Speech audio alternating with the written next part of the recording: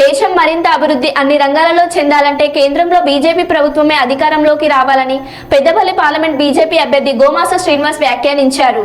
రామకృష్ణాపూర్ పట్టణంలోని సింగరేణి ఏరియా ఆసుపత్రి నుండి నాగార్జున కాలనీ RK4 గడ్డ రాజీవ్ చౌక్ మీదుగా బీజేపీ అభ్యర్థి గోమాస శ్రీనివాస్ ను భారీ మెజార్టీతో గెలిపించాలని ద్విచక్ర వాహనాలతో పార్టీ శ్రేణులు భారీ ర్యాలీ నిర్వహించారు.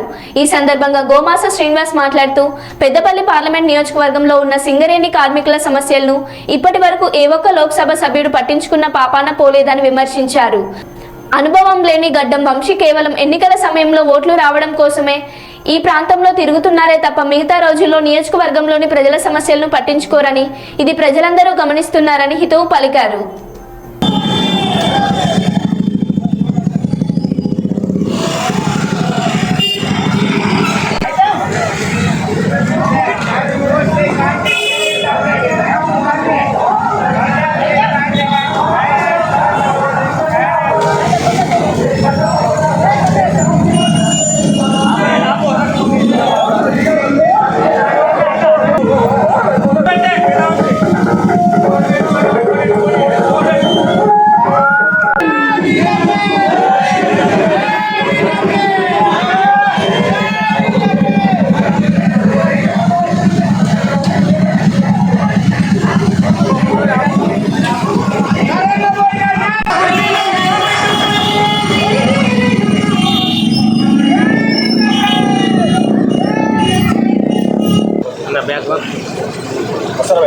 भारत माता की भारत माता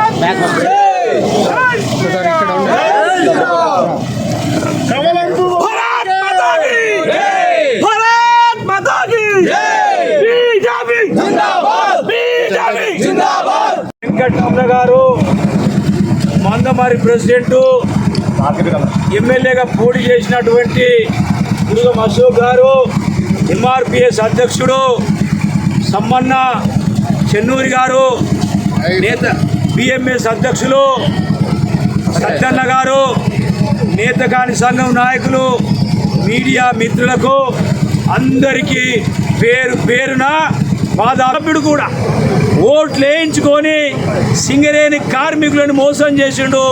కానీ ఏ కార్మికుని కష్టాలని గుర్తించలేక ఇక్కడ గెలిచిన లోక్సభ సభ్యులు మోసం చేయడం జరిగింది. అది దానికి కారణం మిత్రులారా, కార్మికుల యొక్క డిమాండ్, కార్మికుల యొక్క స్వచ్ఛమైనటువంటి కోరిక, కార్మికుల చిరకాలిక కోరిక సొంతింటి పథకం 100కు 100% కార్మికుని ప్రతి కార్మికునికి ఆ కోరిక సహజమే. కాబట్టి సొంతింటి పథకం, ఇంటి హౌస్ స్కీము 100% నేను చేయిస్తానని మాట ఇస్తున్న మిత్రులారా. కాదు, సింగరేణి కార్మికుల పిల్లలు వివేక్ అనేటోని కొడుకు ఒక్కవేళ మీరు కలవాలన్నా ఆ పిల్లోడు ఉత్తరప్రదేశ్లో ఉన్నటువంటి విశాఖ ఇండస్ట్రీలో ఉంటాడు. ఉత్తరప్రదేశ్ రాష్ట్రంలో వాళ్ళ కంపెనీ ఉన్నది. ఆ పిల్లోని కలవాలంటే ఒక్క మనిషికి 60,000 కావాలి. ఇదా మన కర్మ, ఇదా ప్రజల గెలుపు.